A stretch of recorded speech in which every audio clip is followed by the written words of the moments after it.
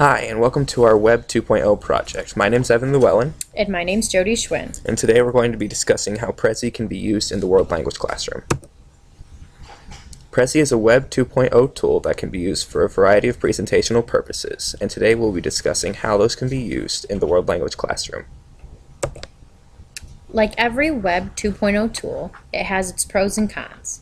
Some of the pros we'll be focusing on are can be embedded in web pages. It's very versatile. It's engaging for both the students and the teacher.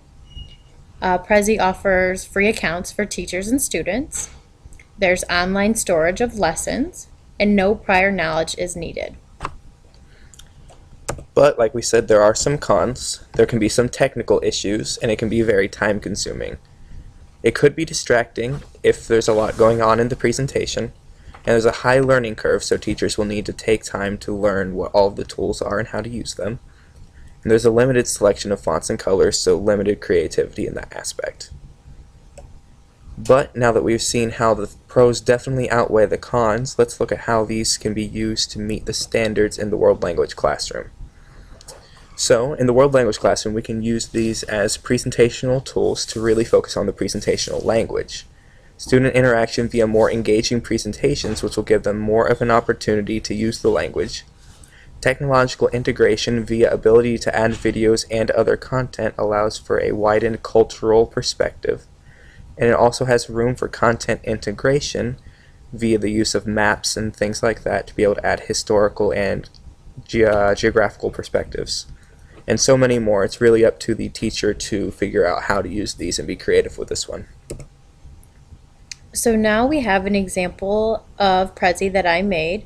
I actually made this example for methods to use in one of my lessons. I was teaching about a Mexican artist, and what I did was take 5 different paintings that she painted and I put them on there, and it was just a fun interactive way to go from painting to painting as we talked about them.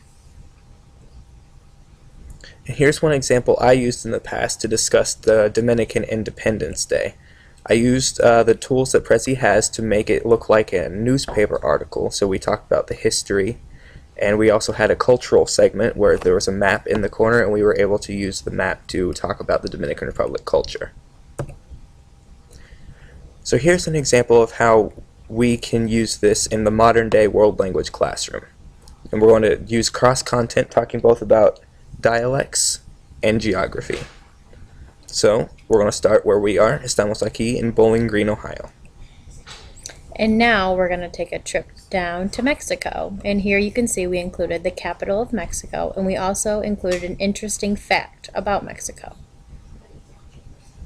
Then we went down to Colombia to show a widened view of what Latin America is, and we also included the capital and another interesting fact.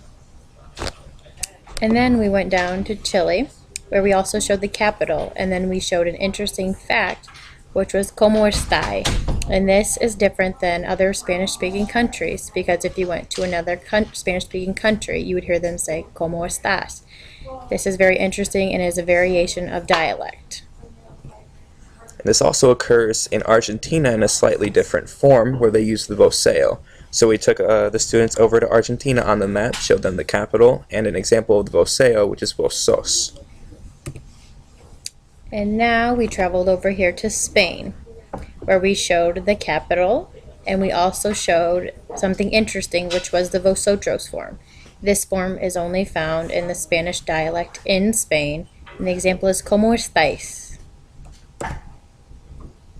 So, some final thoughts.